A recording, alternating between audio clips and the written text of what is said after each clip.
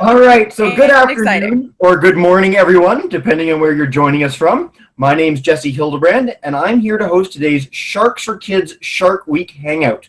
For those who are unfamiliar with Sharks for Kids, they bring ocean adventure and conservation and education to schools around the world, trying to create the next generation of shark and ocean advocates. Today, I'm excited to say we're joined by 4 classes from across North America. I'm going to give them a chance to do a bit of a shout out. So first, we've got Mrs. Bryant's class from Brewer, Maine, grade 3s.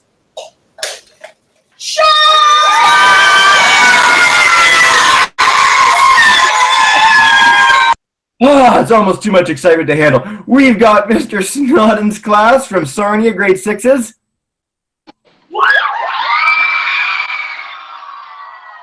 Awesome. Yeah, the shark cat thing. We've got Mr. Leonard's class from Kitchener, Ontario, 6 and 7s.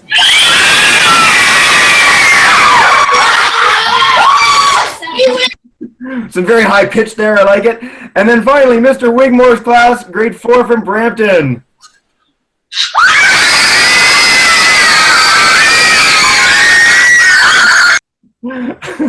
All right. So, of course, the reason you guys are all here today is to hear our speaker. We're joined live by Lindsay Graff. She has done shark tagging, research, conservation, and diving all around the world. She ran a shark studies course in Fiji, which is the best possible kind of course you could ever do. Without further ado, I'm going to turn it over to her. Thank you so much, Lindsay, for being with us here today. Great. Well, thank you for being here. I'm very excited to be talking to all of you today. I think there was one other classroom from North America or from Maine. Is that where I think we had one other classroom from Maine? I'm actually up in Vermont right now. I am from landlocked Vermont, and I'm up in Vermont dog while my parents are on vacation.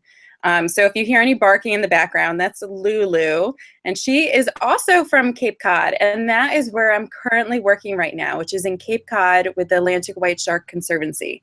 And what I was going to do, instead of kind of focusing on all the projects I've done over the world, I was going to focus on just one, and I was going to give a little introduction to where I've been, where I've worked, so you guys can see all the different pretty shark photos.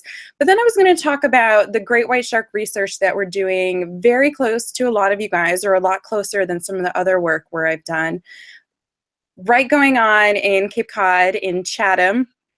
And that's the work that we're doing on the great white shark population through the Atlantic White Shark Conservancy and with Dr. Greg Scommel. So let me get this PowerPoint. And I think how we're doing it is I'm going to talk for about 20 minutes, just telling you guys the story of the research that we're doing down in Cape Cod.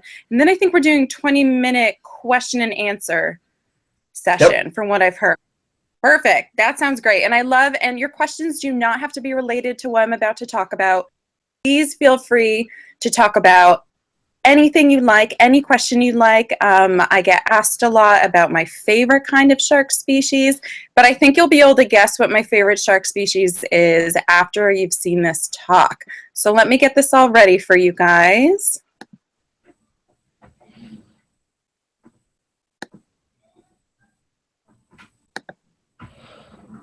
Okay, so this is clearly not in Cape Cod, but this is one of my favorite photos, and this is where I spent 4 years working, which was in Fiji. And essentially, the classroom where I went and worked every single day was 100 feet below the water surface, and my coworkers were 40 to 65 bull sharks. And I spent 4 years off and on teaching college courses there and focusing on bull shark behavior and biology.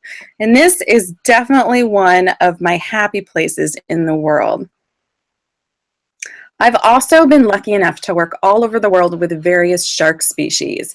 So the one in the upper left-hand corner, that is in Bimini, and the one in the right-hand corner is also from Bimini, which is in the Bahamas. That's where the Sharks4Kids founder, Jillian, lives, in the Bahamas there, and that's actually where I met her and her husband, Duncan. I spent some time doing my master's thesis down in Bimini, and I focused on tiger sharks, lemon sharks, and little baby nurse sharks, which you can see in the corner there. Then the lower left-hand corner, that is me at work in Fiji on Shark Reef Marine Reserve. And those are a ton of bull sharks. They grow between 5 and 15 feet in length. Then if you go to the top one again, that is a little baby bull shark. So not just working with the adults in the ocean there, I also set up a river tagging program for the baby bull sharks. And what's really cool about bull sharks is that they're the only shark species that can go into fresh water. So we would go tag all these little baby bull sharks up in the river systems, and that's one of the little baby pups right there. But my favorite shark species is the great white shark. And that photo on the bottom right-hand corner is from South Africa. And that's where I spent a lot of time training and studying great white shark biology and also great white shark behavior. Here's some more images of all the different kinds of shark species that I've been lucky enough to work with over the course of my short career so far. Upper left-hand corner and going clockwise, you've got the bull shark. Then you've got beautiful tiger shark, usually found in the Bahamas or the tropical Caribbean. Below that, you've got the black-tip reef shark, and you can clearly see how it got its name. And then this next one will make a little bit more sense. That one below it is called the white-tip reef shark, and they both are usually found on the top of a coral reef system. The one to the left of the white-tip reef shark is the sicklefin lemon shark, or just a normal lemon shark. In Fiji, we have sicklefin lemon sharks, and in the Bahamas, we just have normal lemon sharks. The one below that, you guys have probably seen this one before. That is a nurse shark. And in Fiji, we actually have tawny nurse sharks. So instead of that brown color, they're a little bit more yellowish. And if I could hear you guys, I would have you guys guess the species in the middle, but that is the great white shark, and that's it breaching out of the water after some seals or sea lions, and that's from South Africa. What I'm going to focus on today, though, where I am in Vermont, it's only about 4.5 hours away. Where you guys are in Maine, it's probably actually close to that same amount. But this is the great white shark population off of Cape Cod. This photo is not from Cape Cod. You can see the water is very clear. This photo is actually from Guadalupe, Mexico. And that right on the west side of the United States is where you also have a large white shark population. However, scientists have been studying that great white shark population for years and years and years, whereas the one that we're studying right now off of Boston and Cape Cod is, so we really don't know anything about these sharks. The story, or the background story for how these sharks came about, would be that there was large populations of great white sharks located off of Cape Cod, New England, and Martha's Vineyard in the 50s, 60s, and then 70s, at the beginning of the 70s. And I'm sure most of you guys have heard of the movie Jaws, if you haven't already seen the movie Jaws, but it was made in 1975 by Peter Benchley, who wrote the famous Jaws book, and then Steven Spielberg helped make a movie about it. That movie terrified people, and it was meant to kind of vilify or turn these beautiful sharks into monsters. And it was actually set in New England. It was set in Martha's Vineyard. However, what happened in the 1970s is that the prey of the great white seal, the great white sharks in the area, the gray seals, which you guys can see here up close and then a little further away aerial photograph, those seals were actually being killed by fishermen. And the reason they were being targeted by fishermen is because they were going after the same fish that the fishermen were trying to catch. So to the fishermen, those gray seals were actually competition. So the easiest way to make sure that the fishermen were catching lots of fish was to get rid of the gray seals in the area. And then with 1972, the Marine Mammal Protection Act was passed, and in 1973, the Endangered Species Protection Act was passed. And between those two laws, the gray seal population was able to recover. So now those seals are actually protected by both of those laws. You're not allowed to touch them. You have to give them like 300 feet of space, and their habitat is also protected. But when those seal populations went down because the fishermen were targeting the seals, the great white sharks that were found in the area that originally inspired the movie Jaws actually declined because there wasn't a lot of prey for them to feed on. What happens now, though, what's been happening since the beginning of the 90s, since the seal population started to bounce back, is that the great white sharks are coming back. So since their prey population, the gray seals, which are found between usually in the North Atlantic. So for people in Maine, if you're close to the Maine coast, you also have gray seals there. But in Cape Cod, we have a ton of gray seals, specifically on Monomoy Island, right off of Chatham. And since the prey has now returned with lots and lots of seals all over Cape Cod, the great white sharks are also returning. So their prey is returning and the predators are returning. That video in the upper left-hand corner is actually a video of one of our great white sharks named Lumpy. And he was caught on camera going after that seal. You can see the seal in the air right after the shark's snout. What happened is that both those two animals jumped into the air. Clearly the seal was trying to get away from Lumpy the shark, and they bumped into each other and bounced away. So unfortunately, Lumpy was not able to get a little lunch or a dinner meal out of that seal, and the seal did escape. Those other photos, though, are actually aerial photos from our spotter pilot, Wayne Davis. And this last fall out on the water, we were able to see quite a few. A predation event is when a great white shark feeds on a seal or some other kind of prey in the area.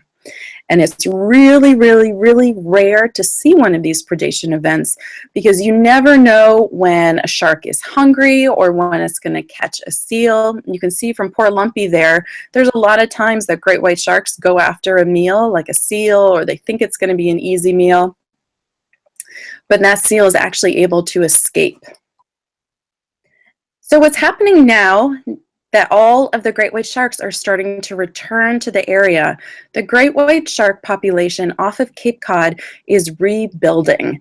And the baseline studies that you do when you don't know anything about a specific population of species is you study how many sharks are out there and where are they going. So the Atlantic White Shark Conservancy is working with the Massachusetts Shark Tagging Program with Dr. Greg Skomel and his PhD student, Megan Winton. And they are trying to figure out how many great white sharks are now here and where they are going. So you can see that map of Cape Cod in the corner on the right side. And those little blips along the side of it are actually our receivers. And I'm going to talk a little bit further about how we're tagging these sharks. You can see it in the upper corner. That is an acoustic tag located right off of the dorsal fin of that great white shark. These acoustic tags are always transmitting specific signals about that shark, and each shark has a specific tag.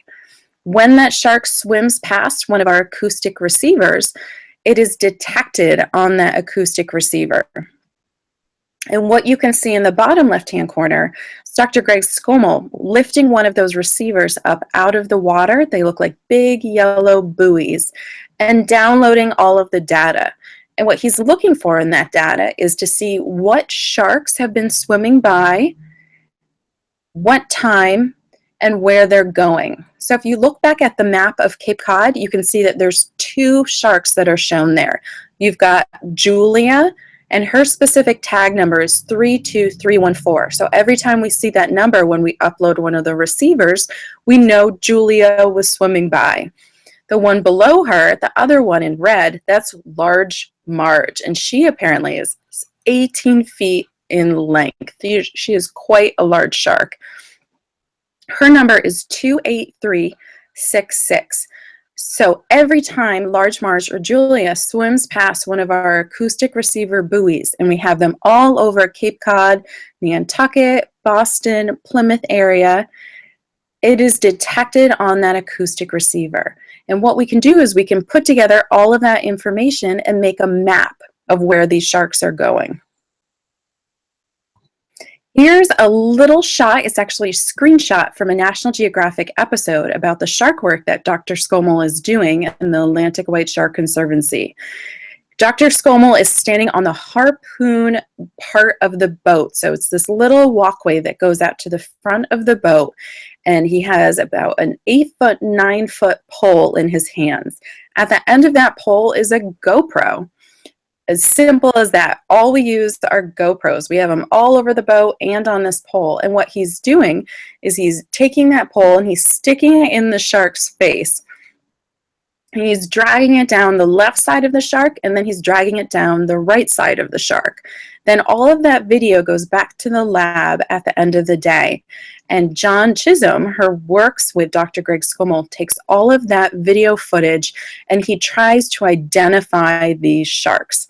Because you really can't tag a shark unless you know things about it. You need to know what sex is it? Is it a male or a female? You need to know an estimate of the length. And you also need to know if there's any distinguishing characteristics on the shark. So if there's scars or if there's fin deformities or anything like that that can help us identify this shark.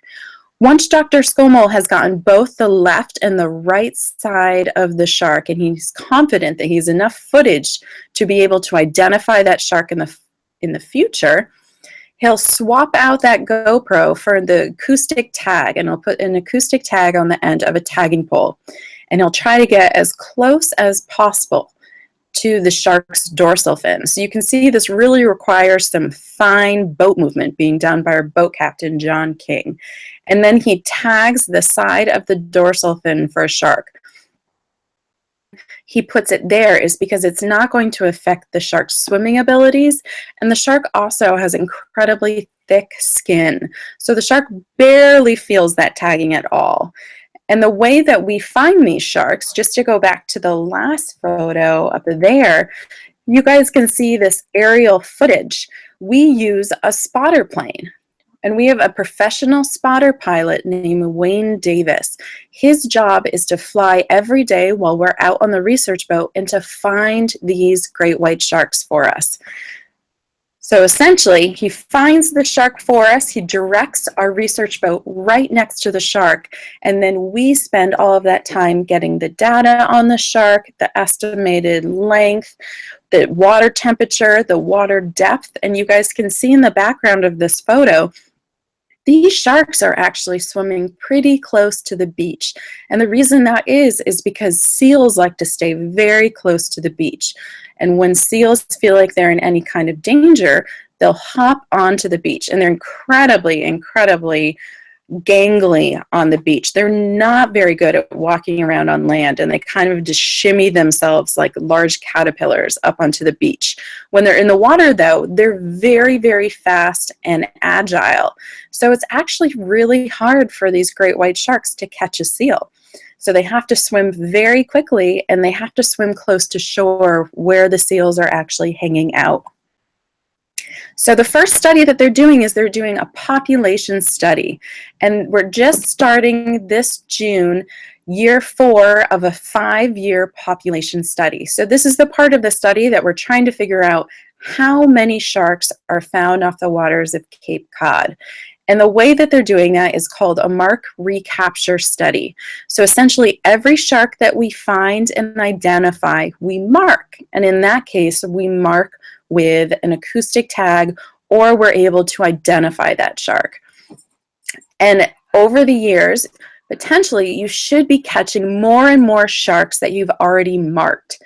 If on year 5, every single shark that you catch you have previously caught before, then you know the correct population size of what you're working with. But if you're still catching some sharks that you've never seen before, then you have to estimate based on the ratio of already marked and not marked sharks about the population size. What you guys can see here on the screen, that's what the video footage looks like that John Chisholm and Dr. Greg Scommel are using to identify these great white sharks. So that shark right in the middle, that one actually needs to go floss because it has a huge piece of kelp or seagrass stuck in its teeth. The one in the bottom left-hand corner, we got video footage of that shark this last, I believe it was June. And that shark had just eaten a gray seal. And it's swimming around with part of the gray seal in its mouth, and it's shaking its head around just like a dog does with one of its toys or a bone. It was really cool to get to see footage of the shark doing that to the seal. Another part of the study is actually just being able to identify these sharks. And you remember that I said that we always look for distinguishing characteristics of these sharks. Although we've tagged over 100 of the sharks, John Chisholm and Dr. Greg Scommel have actually identified 247 individuals of these sharks, and that's through this video footage. And if you look at the one that says Curly ID on it, that is talking about Curly the shark. And one of the best ways to identify sharks is based on their coloration pattern. So that's going to be where the black and the white meet, usually around the gill slits, because unlike scars can actually heal and change over time. This coloration pattern is never going to change. So if you guys look at where the arrows are pointing at, you've got a very unique kind of circle, 2 dots going on there. If you look in the 2012 photo, you can easily see that same pattern on that picture of Curly. And if you go to the left-hand side, that is, I believe that's Lumpy. And what you can see is you can see that white dot again on the gill slits, and also a white dot by the dorsal fin. And John Chisholm was actually able to identify the shark when it was seen again through this aerial footage that you can see in the upper left-hand corner of when that shark is feeding on a seal. From that aerial footage, he was able to see, if you look at the red arrow, that same white and black dot and that same white and black dot on the dorsal fin. So once you have these distinguishing characteristics, you can really identify these sharks, even if the water is pretty murky. You can see in those photos that the water is not very clear, but all you have to be able to do is to clearly see the different parts of the shark's body. So the gill slits, the fins, where the scars are. And that's why the video footage that Dr. Scommel is trying to get is so close up on these sharks. And what we're trying to do with all of this information is not just to protect the sharks in the area. We want to know where these sharks are going. We know that they like to go hang out by Monomoy Island, because if you remember from that first photo of the seals, there's hundreds and hundreds of gray seals there. So we know sharks like to go there every summer and late fall and feed on those seals. We're also trying to figure out how many, because once you figure out these hot spots where sharks like to go feed or mate or give birth to their young, it's easier to protect them that way. But we're not just trying to protect the sharks, we're also trying to protect the humans too, because lots of people like to go vacation off the coast of Cape Cod. And where these sharks and seals are hanging out are popular tourist destinations for playing on the beach, going paddle boarding, and going surfing. So just last year, Lindsay started an app for an iPhone or an Android phone called the Sharktivity app. And you can see an example of what the screen looks like up in the left-hand corner. And essentially, as close as we can to real time, white shark sightings are updated on the app. So if you hear a little ping go and you have that app, then you know a white shark was just sighted. And we can either call in these sightings when we're out working on the sharks on the boat, or fishermen or beachgoers can actually call in their own sightings. So there's always people around Cape Cod with their eyes on the water. And if you want to look and see where there's a lot of shark activity or where a lot of sharks have been sighted, you just open that app. What you can see in the left hand, the bottom left-hand corner, is a large purple shark flag. And that is taking after a flagging program that's used in South Africa called Shark Spotters. And the problem with Cape Cod is that there isn't always great cell phone service. So even though Sharktivity app is very helpful, sometimes you're going to be on the beach without any kind of cell signal. So what lifeguards have started doing on the main beaches in Cape Cod is whenever a great white shark has been sighted, they raise up that large purple flag with the white shark symbol on it. And that's easily seen up and down the beach, even if you don't have cell phone service. So as soon as you see that flag up there, you know that a white shark has been seen recently in the area. And if it's very close to the beach, then the beach will actually be closed down. And the photo that you're going to see in the bottom right-hand corner, we actually got that last fall when, that's another photo by Wayne Davis, our spotter plane. And he took that photo while we were working close to Nauset Beach off of Chatham and Orleans in Cape Cod.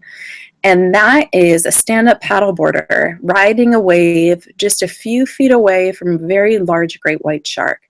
And it just kind of shows you that humans are really not on the menu for these sharks. That shark is not interested at all by that stand-up paddleboarder. And since Cape Cod is actually a pretty small community where a lot of people know each other, when that photo was posted, they were actually able to figure out who that person was who was standing up on the paddleboard and to reach out to him and interview him. And what he said about that interaction is that he loves going to the beach and surfing or being up on his stand-up paddleboard every single day. And he sees sharks all of the time. However, it doesn't scare him because he knows that the sharks are not interested in him and that the sharks belong in the ocean. So he is very aware of the fact that every time he goes in the ocean, it is a possibility that a shark is close by and that he should always be aware of where he is. So you can see that this work is not just important for trying to protect the sharks, it's also so important to try to figure out how humans and sharks can stay in the same area and enjoy the ocean. One other program that we just started last summer is called the Great White Shark Expeditions, and it's this really great ecotourism project. So ecotourism is when a tourism trip, so like a boat trip in this case, really focuses on things like research and conservation. And we take this shadow boat that you can see in the two photos there, and it goes out and it hangs out really close to our main research boat. And what the shadow boat can see is that it can actually see all of the research happening in real time on that boat, and it can also get to see the great white sharks that are in the water right in front of it. So it's incredibly hard to find these sharks in the water due to the fact that the water is pretty murky, wind and wave action off of Cape Cod. So unless you have your own private spotter pilot, just like Wayne Davis for us, you're going to have a lot of trouble trying to find these white sharks. So heading out on this shadow boat is really the best way to get people to meet these great white sharks, to learn about them, and to learn about the research that's happening right in their backyard. And this was just a pilot program for us last year, but last year we were able to take out 100 different people to see these great white sharks. And on every single trip, they were able to see at least one great white shark. And those sharks ranged from length to 16 feet in length. So it's pretty impressive to be out in the water and be that close to those beautiful sharks. But not just do those people get to see the sharks, they also get to learn all about the sharks. So one of the best ways to educate people and to get people to care about sharks and shark conservation and shark research is to take them out to see the sharks in person. And that is the end of the Cape Cod research update for you guys. Let me just get right out of screen share, and then I think some questions. All right. There we go. Excellent, Lindsay. Thank you so much. Before we start the question and answer, I'd like to note, too, that we have 11 viewers at home, including at least 3 classes from California, Tennessee, and Toronto. So if you guys want to submit questions online, you can do so using the YouTube chat function on the right.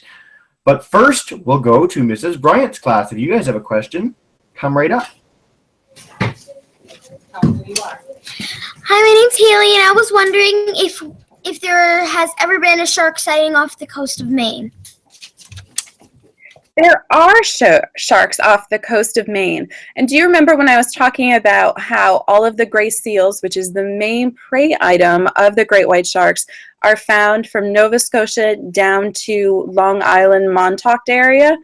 Essentially, every time you find a prey of a shark, you're going to find a shark close by. However, we don't really know where they go off the coast of Maine, but we know that all of these sharks come to the coast of Cape Cod. So that's kind of why we're situating our study in Cape Cod right now. And hopefully in the future, we'll be able to track more of the sharks' movements all the way north up through Nova Scotia and Maine. Excellent. All right, we'll go to Mr. Snodden's class if you guys have a question. When you guys first started researching with sharks, what did you tell people when did they ask you, like, were you scared, or like what did they ask? Yeah, of course. Everyone always asks me if I'm scared as soon as they hear that I'm a shark biologist. And I've never, ever, ever once been scared. It's incredibly overwhelming and exciting to get to see these beautiful creatures like great white sharks and bull sharks in person. And as long as you're safe about always being in clear water and not getting too close to the sharks and not trying to get between them and any kind of prey or any kind of chum in the water, it's usually a very safe situation. But one of the best ways to get to fall in love with sharks is really to get to see them in person, whether that's from a boat or diving with them.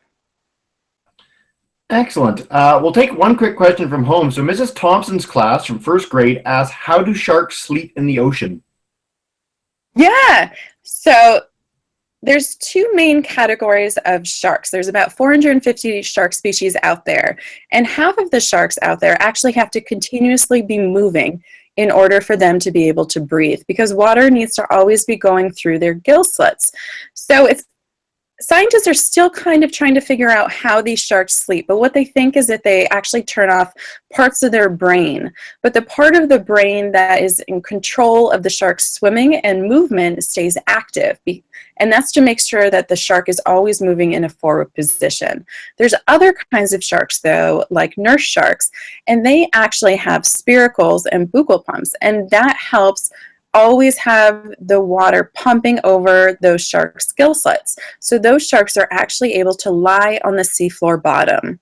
And most of those sharks are nocturnal. So during the day, those sharks are actually found in dark areas like in caves or under rock formations underwater, and they sleep.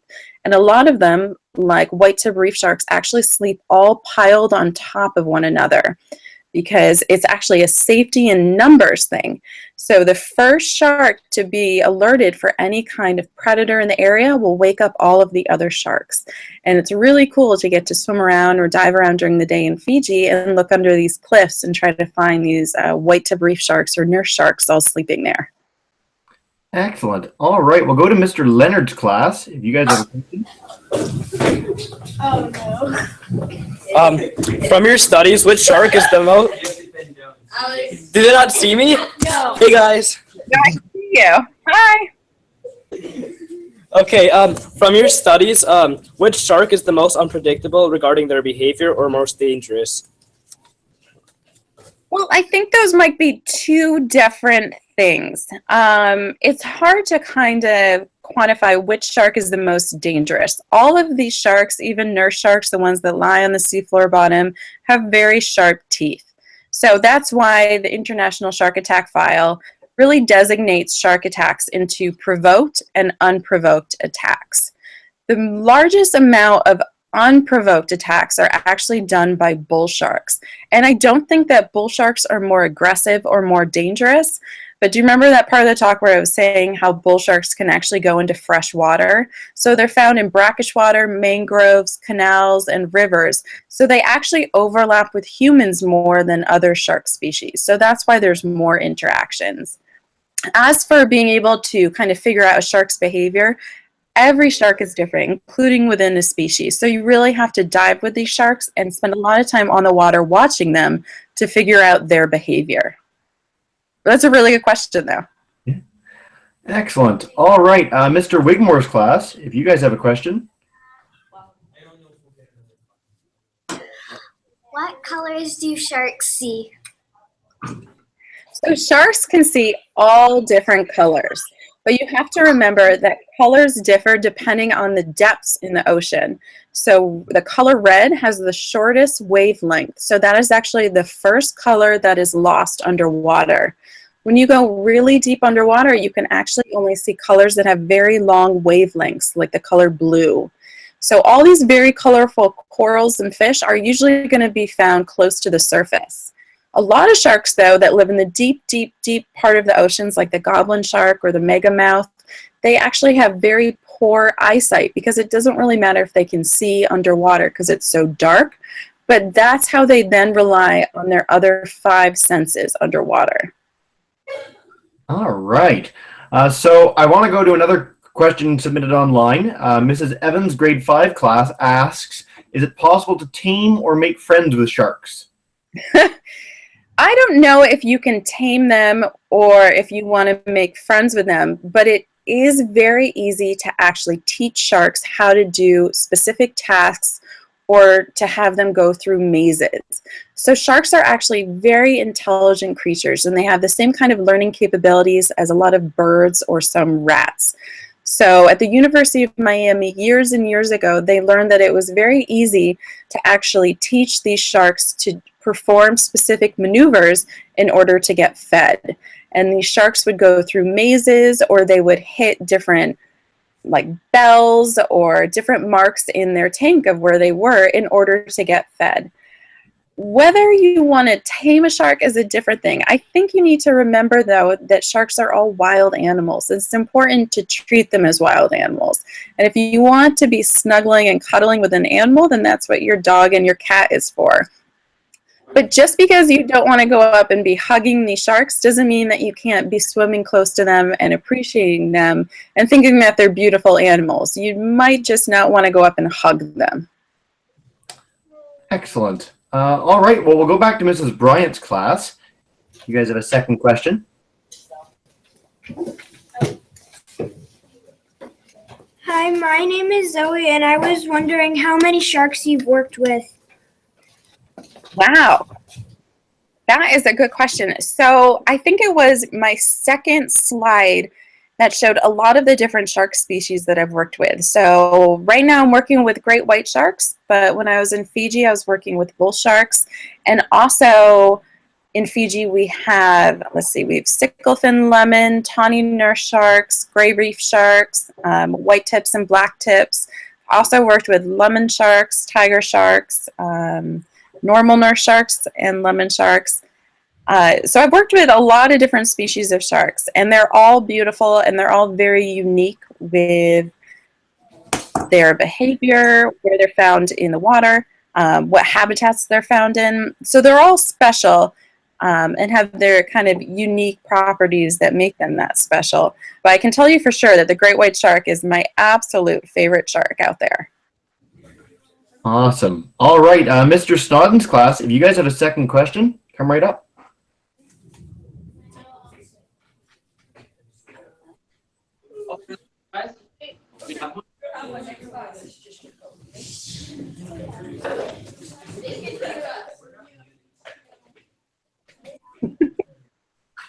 Mr. Snodden's class, do you guys have a second one? We can come back if we need to.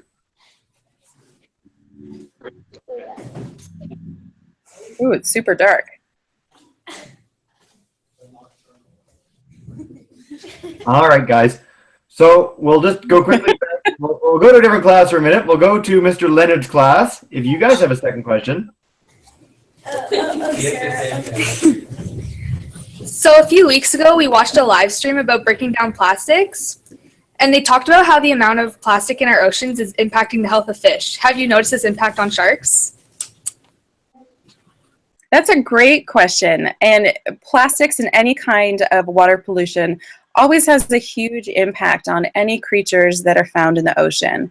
For sharks, they're going to be swallowing things that they think are prey.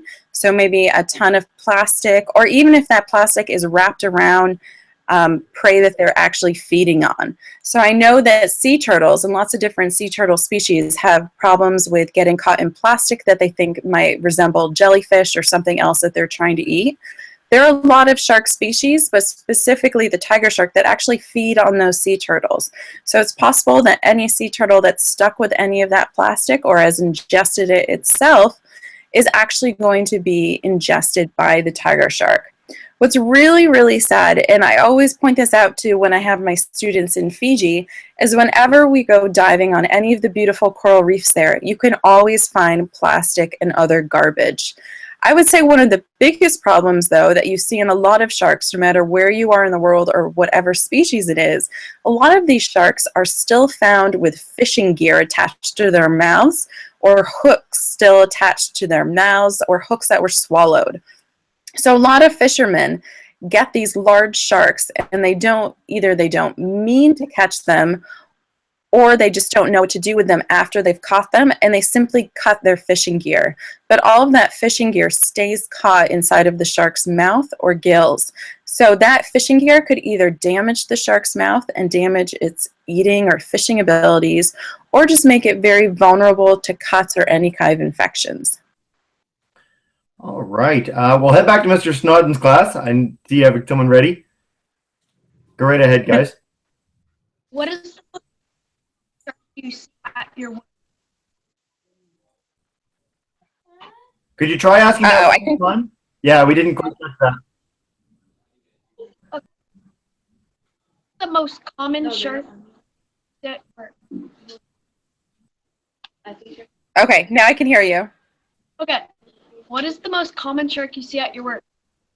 So where I work now, that would be the great white shark. We are off of Cape Cod, and most of the shark species that are found in the North Atlantic are found very far offshore. So like a blue shark or a short fin mako or a thresher. But our great white sharks, we see them every day.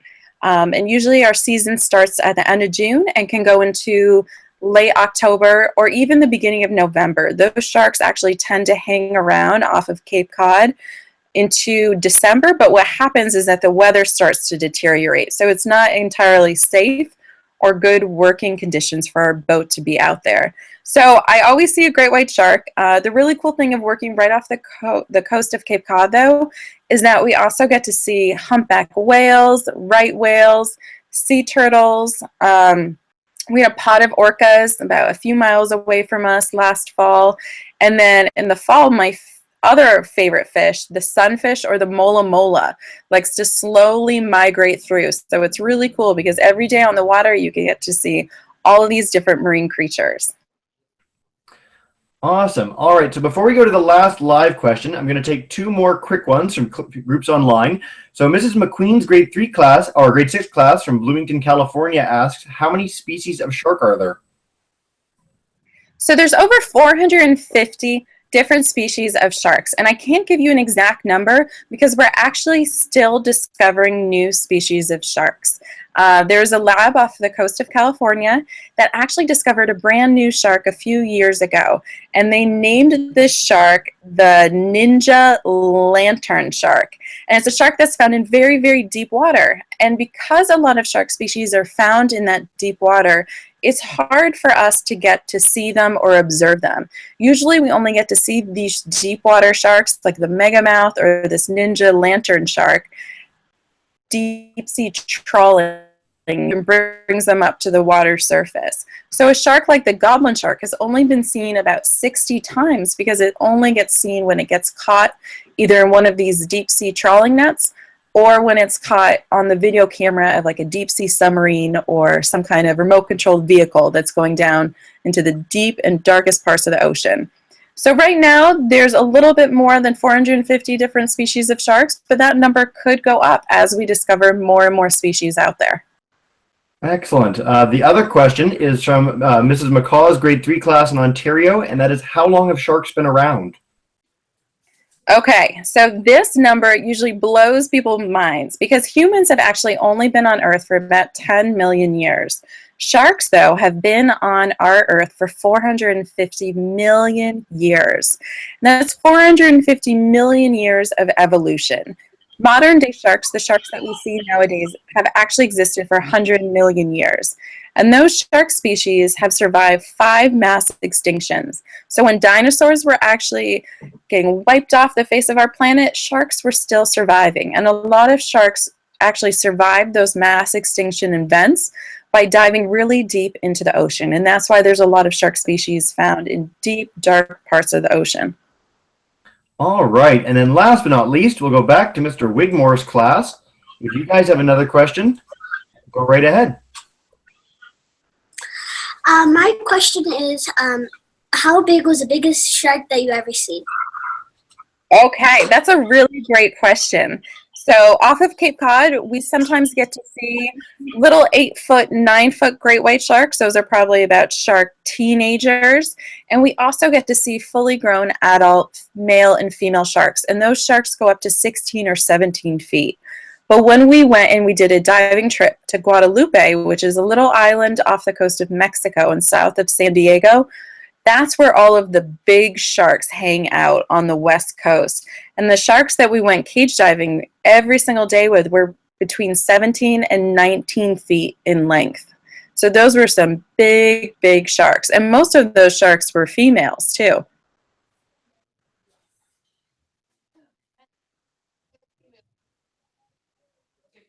Was that the last question?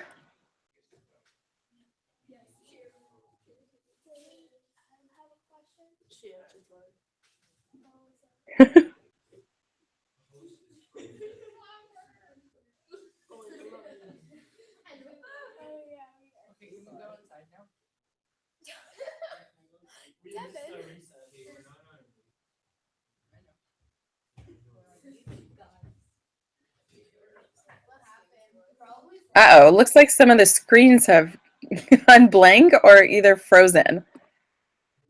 Were there any other questions that we were going to ask today?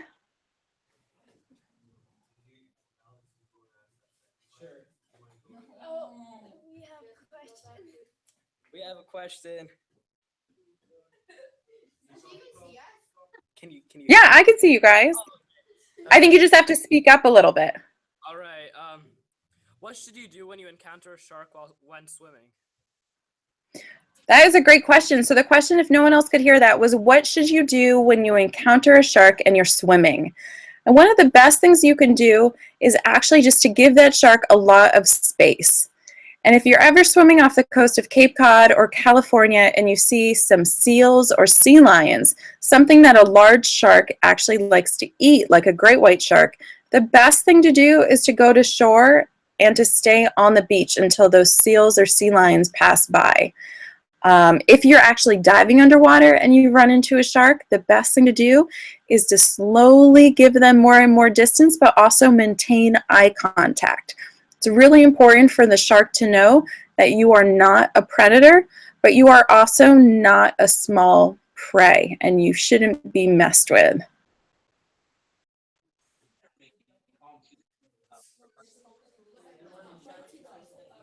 Were there any other questions? I think we're stuck on your camera, so you guys should just keep asking questions. Oh, how do they hunt for food? Look at that. So even though the camera is turned off, now we're using sign language and actual signs to ask questions. So the question that they asked was and I assume we're talking about great white sharks, how do great white sharks hunt for food? And what's really cool is that they actually use different techniques to hunt for food depending on where they are in the world. Africa, where the water's a little bit deeper, these great white sharks like to sneak up under the prey in deep water and then swim really, really quickly at the water's surface and breach onto these seals. So that's when you see the famous video clips of these sharks breaching out of the water and feeding on seals. In Cape Cod, we're still kind of trying to figure out how they like to search and feed on these seals because unlike in South Africa, the water's a lot more shallow.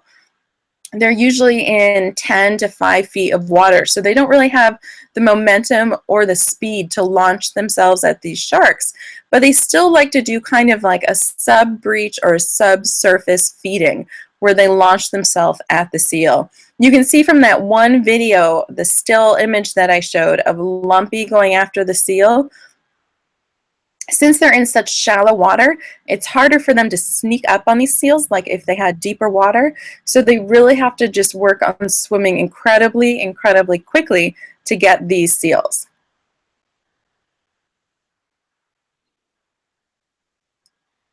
You're welcome. Thanks for having me today, you guys. It was lovely to chat with you all.